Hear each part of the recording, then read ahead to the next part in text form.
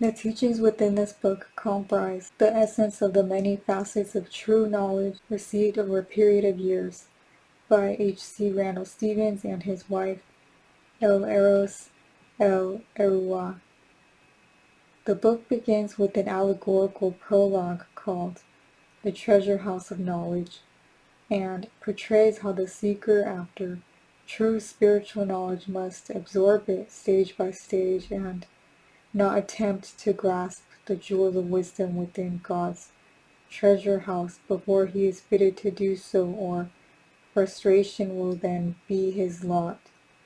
The concise teachings which follow have been arranged as far as possible in chronological order so that the reader can refer to any particular subject with comparative ease. The book's epilogue is again an allegorical story showing how the jewels of true knowledge can be variously interpreted according to a person's spiritual awareness. The Treasure House of Knowledge by Margaret Randall-Stevens, El Erua. All who have the key can enter into the treasure house of God. There they will find the jewels of knowledge, heaped upon the floor and in great piles, and the largest gems will be high above the heads of all who gaze thereon. Only that which they can carry away themselves may they take, and no one can carry the load of another. Beware of the great emerald which lies beyond thy reach, lest it turn to an iceberg.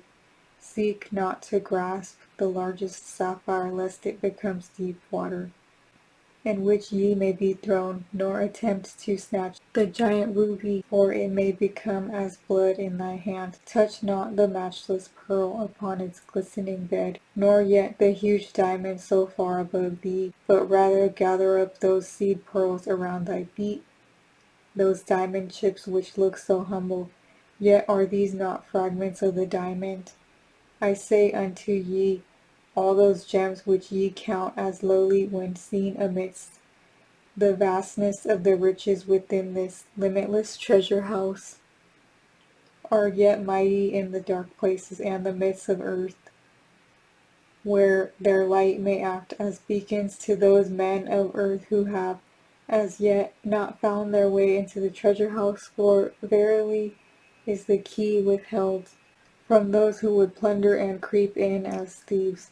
Go out then and share thy jewels with all who will care for them and keep them bright, and behold, ye shall find that which ye did give to thy fellows is yet with thee brighter and larger, so that the emerald is now within thy grasp, and turns not to ice, nor the sapphire to water, nor yet the ruby to blood, and the pearl and the diamond grow in size and shine forth, so that their radiance is shed far and wide, and where there was darkness, behold, there is light. A young man entered God's house of unending riches. He was of fine stature, his mouth was resolute, and his eyes were questioning and burnt with a great flame. His brow was as yet unfurrowed, nor were there any lines around his face, so that none seeing him could say, there goes one with great character already written up his countenance. He stopped where he stood, surrounded by the great heaps of precious stones.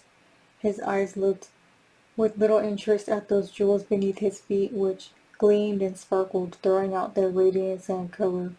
He gazed with awe and longing at all he saw in the great piles and the huge gems high above his head. He raised both arms as if he were saluting their magnificence. I am tall and strong and have courage. What matters if I am but still young? Always have I desired truth, and thereby have I been given the key to the house of God's treasure. Why then should I not climb up and gather those great gems so high above me? Why should I stoop to collect little jewels? These I could sweep up like dust. So he began to clamber eagerly, but he had not gone far before he was bruised and sore, and he found that the lovely stones over which he was by now dragging himself had become rocks which cut and tore at him. Still he persisted because he was so young and headstrong, and so he grasped at a great emerald which appeared clear and beautiful above the somber boulders.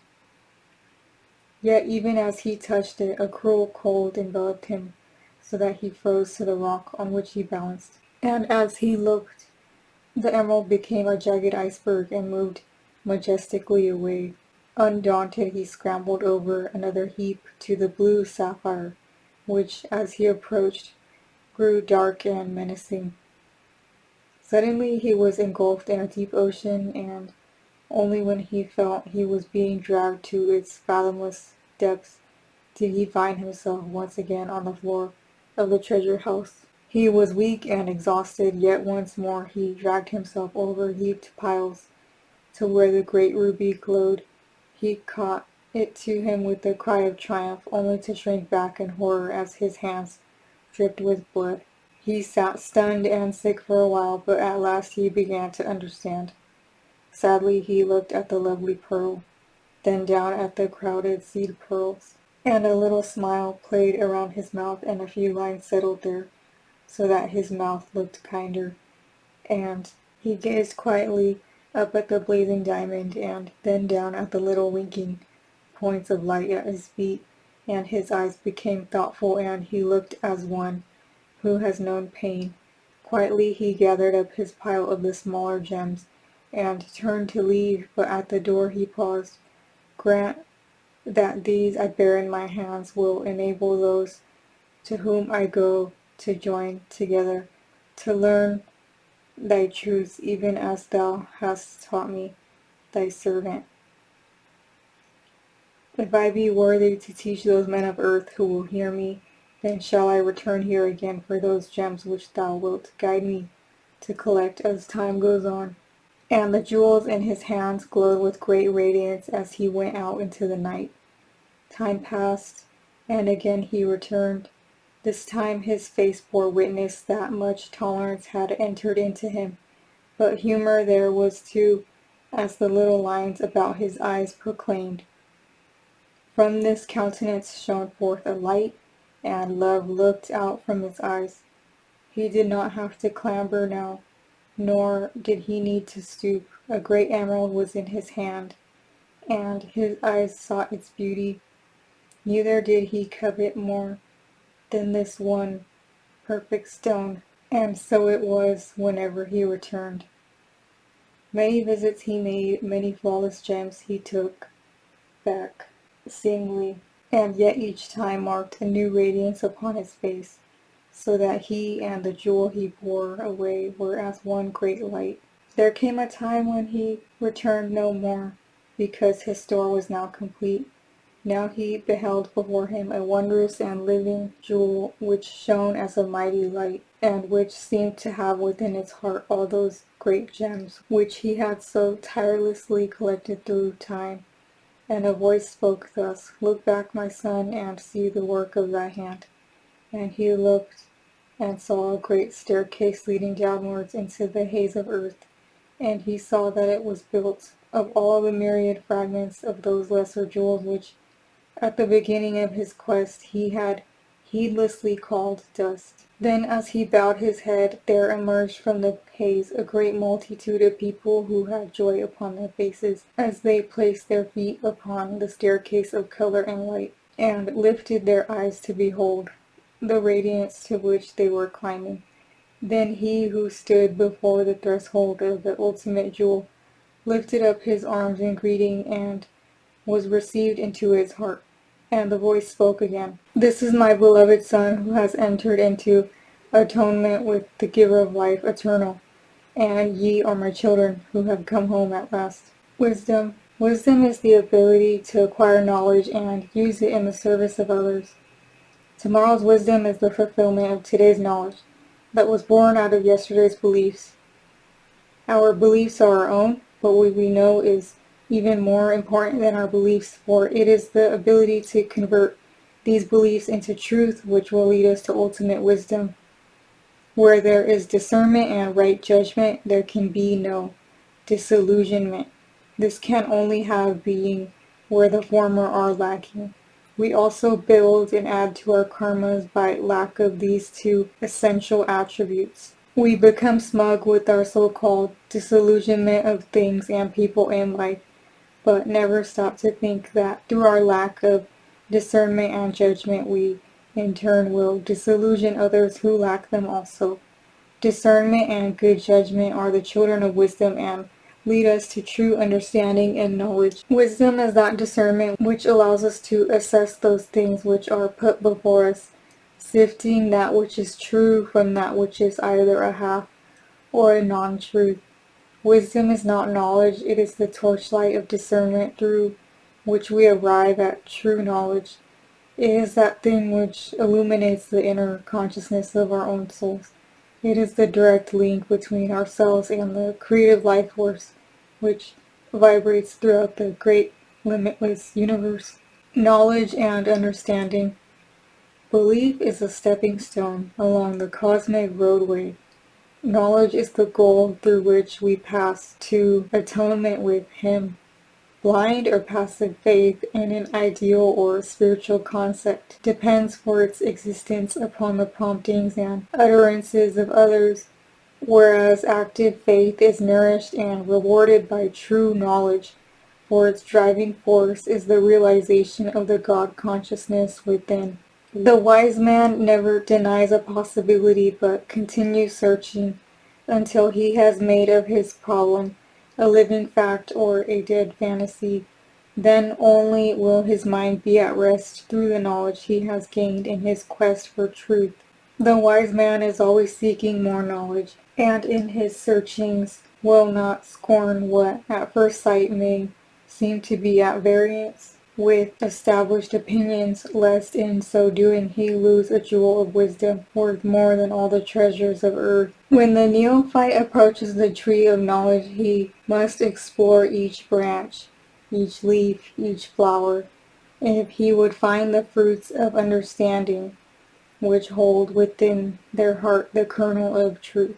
The seeker will find no swift or easy pathway, for like the tree of knowledge he must, in due season, bring forth the leaves and flowers of a dawning inner consciousness, which will, in the fullness of time, bear the fruits of true knowledge.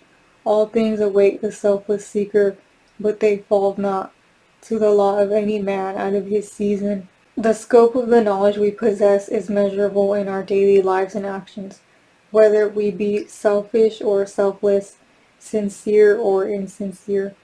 Even as day is to night, so is knowledge to learning. Earth is a natural museum from which man is progressively learning of his origin and reason for being. In the fullness of time, he will be brought to realize that true knowledge comes only to those who can wed spirit and matter in one indivisible whole when assessing the mysteries of cosmic creation.